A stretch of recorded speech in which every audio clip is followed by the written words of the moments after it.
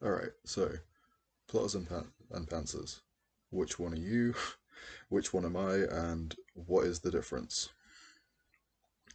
So, plotter and pantser, as I'm sure many of you are aware, because it's a very common lingo for writers, is the two the two classes of writing style that most authors go by one or the other. So, in terms of what the differences actually are, I plotters are very well. It's what it sounds like. You have journals full, and I mean journals full. You don't just buy journals and then not write anything in them. You write crap tons in them of all your plans for what you're going to do with a book, like an outline, chapter by chapter, of what you're going to do in those journals before you even consider writing it. Of course, there are some different types of plotters that plot as they go, that do it in sort of a chapter by chapter basis, where they plot out a chapter, then they look at where they are in the story, then they plot another chapter, and so on and so on. But in terms of like the pure stereotypes, if you like, a plotter is the one who, I'm not going to say is more together than a pantser because I don't think that's necessarily true, but the one who has like a very, not necessarily like a more rigid plan of what their story's going to be. Like they know what's going to happen. They know this. They know all the story beats they want. They know that. They know which how the each act structure is going to go. If they do indeed follow a three act structure, if they follow a different act structure, they know all this up front, and they plan accordingly for what they're writing in terms of what they've planned up front. It's like what will work in the what will work. Whereas a pantser is the opposite of this. Like the biggest stereotype of pantsers is that they do not plan at all, really. Which, I mean, sure, if you're on the very extreme end of a pantser, you don't plot at all. Like, you don't have any sort of journal that you keep anything in. Or you might have a journal, but it's very bare bones. And you only have like a very basic understanding of the beginning, middle, and end. And you haven't necessarily written them down. You're just going off what feels right in the moment as you're writing. Now, as for what I personally think about plotters and pantsers is I don't think it should be treated as this you're one or the other thing. Certainly, you probably are more one than the other, but I think it should be treated more as a spectrum, where plotter all the way is here and pantser all the way is here, and then there's stuff in the middle. Because some people, I mean, if you're like me, you're more of a plotter. Like I'd say on that scale, I'm like here, because I am, I do plot quite a lot before I start writing, and also when I am writing in general, I also plot quite a lot. However, I don't plan absolutely every single tiny detail like the stereotype would have you believe. Like my plotting is pretty brief. It's mostly just the stuff that I need to write down, otherwise I'll forget it.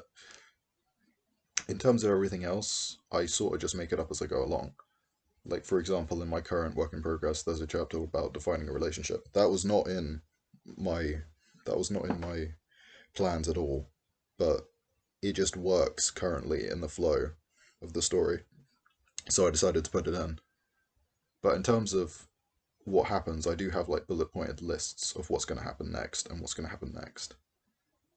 But my current work in progress is probably the most pantser I've been, I think, because I don't really have too much of a plan for it. Like with Sapphire Sunlight, my latest book, I had very, I had a very in detail like calendar plan because it happened over the course of 8 days of an 8 day period. I didn't write over the course of 8 days, obviously. I had like the timeline was over 8 days, is what I meant, and like I had each eight all the days like correctly, like that I got the exact correct date for that year. I put it down. I said what's going to happen on that date, and then I went on to moving on to like what happens the next day. But even then, I wasn't going like at this exact time this will happen. I sort of went with the times as they went along. But still, that was probably the most plotter I've been. Which is quite ironic, really. Most plotter I've ever been and the most Panzer I've ever been happening in the same year, but it is what it is, I guess. Anyway, for the which one are you, I'd say that's just a defining characteristic that you should probably figure out for yourself. For some people, it works if you plot out everything in advance. For some people, it doesn't, because some people get into this like writing slump where they're like, I know what I want to happen, but I can't write it. So these people, I'd recommend trying the Panzer approach of just not really planning it all that much, because you won't be thinking about like, oh, can I pull this off? You'll just be doing it. But some people like me, like I have I have like specific things that I'll talk about in the next episode that help me with being a plotter. That I'm very meticulous and very good at I'm very good at following a routine basically. So for me, being a plotter makes it a lot easier because it makes stuff go by faster. I find knowing where I'm going and what I'm doing. Otherwise, I'd just be sitting in front. Otherwise, I find that I'd probably just be sitting in front of my laptop screen, just staring like this, like just dead-eyed, not actually writing anything, but in a session or getting anything done, because I need some sort of direction. And then there's the whole process of what order people write in. And when I say this is like a little tack on at the end of this episode that I wasn't considering before. But like not all authors write chronologically. Some of them write, or even in order of how they want the books to be presented, if it's not chronological anyway. Some authors do what's called Frankensteinian writing, like a Frankenstein draft, where they write different chapters at different points. Like they write the middle first, or they write the end first, and they work backwards, or they write the middle first, then they write the beginning, then they write the end, or just compilation of all three of those, just consistently on repeat.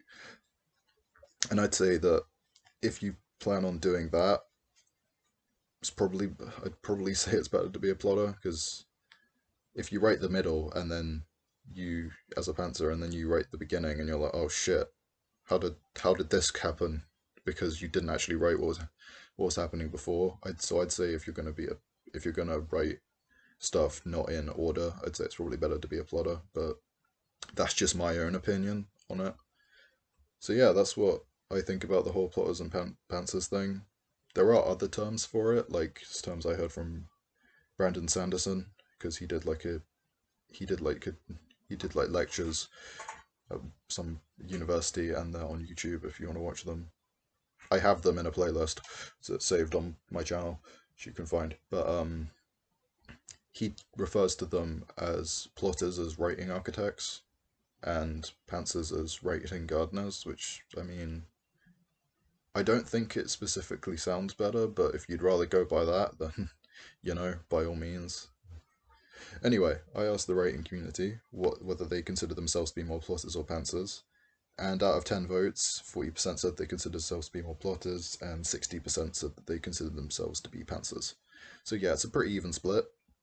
It's not totally even, there are slightly more pantsers than plotters, but I find that that's just.